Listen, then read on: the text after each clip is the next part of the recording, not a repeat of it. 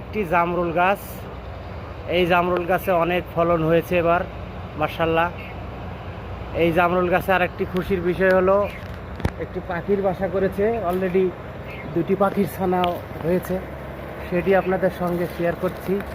এটি আমার কাছে অত্যন্ত ভালো বিষয় যে আমার ছাদ বাগানে পাখির বাসা বেঁধেছে এবং এই পাখির বাসাতে দুটি বাচ্চা হয়েছে,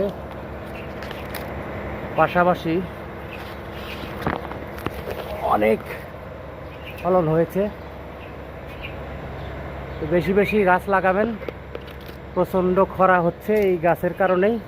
যার যে অবস্থায় যে যে জায়গা যেটুকু জায়গা রয়েছে, সবার কাছে বিনীত অনুরোধ, ছোট বড় সকলেই, ছোট গাছ বড় গাছ যেখানে যা আছে সবাই গাছ লাগাবেন, এই প্রচণ্ড খরা থেকে রক্ষা